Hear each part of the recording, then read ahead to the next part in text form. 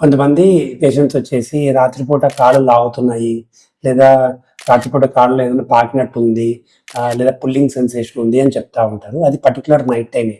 Day time అంతా బాగానే ఉంటుంది, ఈవినింగ్ లేదంటే నైట్ టైమే స్టార్ట్ అవుతుంది. ఇలా కాళ్ళు లాగుతున్నప్పుడు కొద్దిగా నడిస్తే మళ్ళీ బాగానే ఉంటుంది. నడిచి మళ్ళీ పడుకుందాం అన్నప్పుడు మళ్ళీ కాళ్ళు లాగుతాయి, నిద్ర డిస్టర్బ్ అవుతుంది, దానివల్ల నిద్ర సఫర్ అవుతూనే ఉంటారు. దీనికి మోస్ట్లీ ఒక కారణం ఏంటంటే రెస్ట్లెస్ లెగ్ సిండ్రోమ్ అంటారు, RLS, రెస్ట్లెస్ లెగ్ సిండ్రోమ్ అంటారు.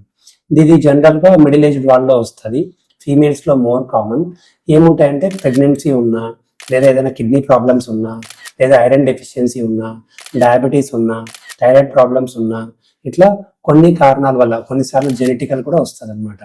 సో ఈ సిండ్రోమ్ ఉన్న వాళ్ళు నైట్ టైం బాగా ఇబ్బంది పడుతూ ఉంటారు. కొన్ని న్యూరోపతి అట్లా ఉన్నా కానీ నేను రూల్ అవుట్ చేసుకోవాల్సి వస్తుంది.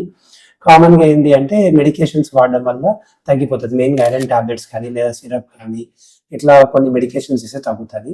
Apart from medications, regular sleep time maintain చేయడము, ఎక్సర్సైజ్ చేయడము, పడుకునే ముందు హాట్ కానీ కోల్డ్ వాటర్తో బాత్ చేయడం కానీ, సో ఇట్లా చేసుకోవడం వల్ల కొంతవరకు తగ్గే ఛాన్స్ ఉంటుంది.